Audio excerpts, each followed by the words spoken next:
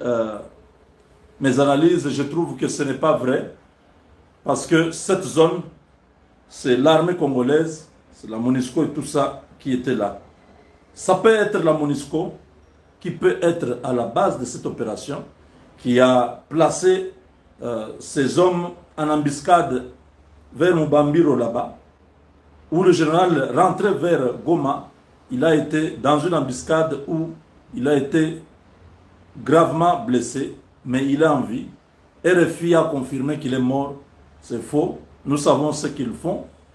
Ils manipulent l'opinion. Le général a été évacué vers les soins. Il est, je crois, à Kinshasa, où il est déjà quelque part pour les soins. Il était gravement blessé. Tout ça, c'est aussi par, je ne sais pas si c'est une négligence ou je ne sais pas quoi. Le général a quitté Goma vers Saké avec un escorte où il n'avait pas un véhicule blindé. Pendant que les commandants sectaires, que ce soit en Ituri, que ce soit au Nord Kivu, ont des véhicules blindés. Le général avait le véhicule normal, le jeep normal, où on a attaqué à la mitrailleuse et il a été gravement blessé.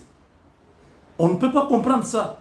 Comment une autorité militaire de ce rang-là, qui est dans une zone opérationnelle, peut se promener sans avoir une jeep blindée. Parce que c'est lui qui est le numéro 1 de la province.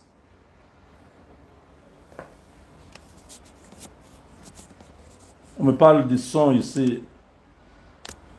Est-ce que tout le monde a le problème de son? Non, je ne pense pas. Même en Ituri, nous demandons à la maison militaire de doter le gouverneur militaire de l'Ituri d'une jeep blindée. Parce que voilà ce qui vient d'arriver au général Chirimwami. Parce que dans son escorte, quand on a commencé à attaquer, on a attaqué son véhicule. Et les balles ont percé. Comment on parle de son? Est-ce qu'il y a un problème de son? Qui est en train de déranger comme ça? Donc, mes chers amis, nous demandons à la maison militaire de doter urgemment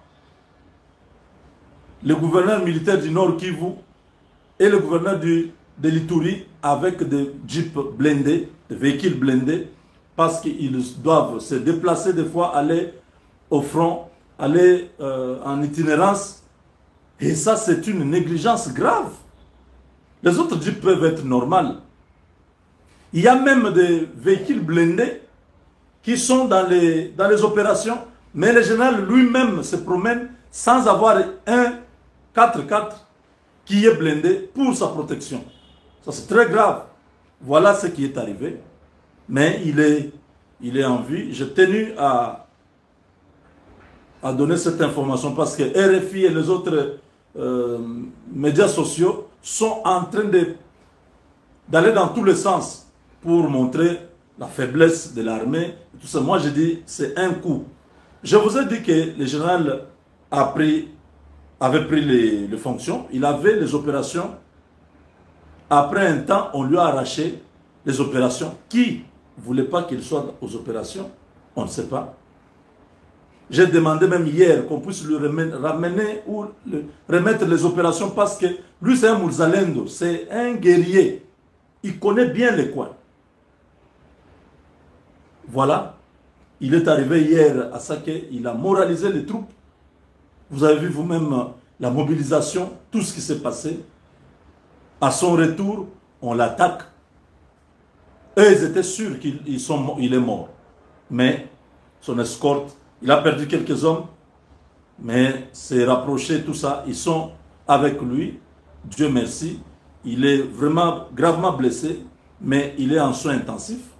Nous allons, au fur et à mesure, recueillir les informations pour savoir son état de santé. Nous demandons vraiment à toute la nation de prier pour cet homme. C'est des gens qui ont et qui continuent à travailler durement pour la paix pour la souveraineté de notre pays. Là où ils sont, c'est une zone rouge. Ce n'est pas de la blague. Priez pour lui. Prions ensemble que l'Est du Congo soit libéré. Le président est rentré et le Conseil supérieur de la défense est convoqué. Aujourd'hui, vendredi, de graves décisions vont tomber. Nous ne savons pas encore, mais restez connectés parce que c'est le moment qu'il faut achever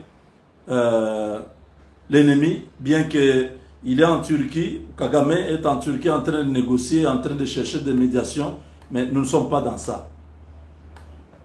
Vous avez tué par l'épée, vous périrez par l'épée. C'est la loi de la vengeance. Il n'y a pas question, il y a 12 millions de personnes qui sont mortes, il y a beaucoup de perturbations à l'Est, on ne peut pas continuer à souffrir comme ça à cause d'une seule personne. Il faut que des grandes décisions soient trouvées, soient prises pour corriger une fois pour toutes cette barbarie que nous avons connue depuis 30 ans. C'est trop, ça a trop duré.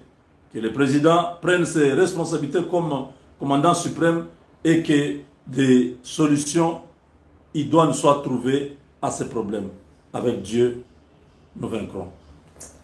Donc j'insiste que le général Franck Toumba puisse envoyer une ou deux jeeps blindés pour le gouverneur Anitouri et des jeeps blindés au nord Kivu pour le gouverneur militaire. Ce n'est pas acceptable que les commandants sectaires soient blindés, soient protégés, mais le gouverneur qui est le responsable des opérations, Anitouri là-bas, se promène avec une jeep qui n'est pas blindée. C'est normal. Regardez ce qui vient d'arriver à Peter. S'il était dans une jeep blindée, on ne pouvait même pas l'atteindre. La jeep devait démarrer et partir, sauver le gouverneur. Mais voilà, ce qui est arrivé, ça nous permet de corriger les erreurs et voir comment nous pouvons évoluer. Avec Dieu, nous vaincrons.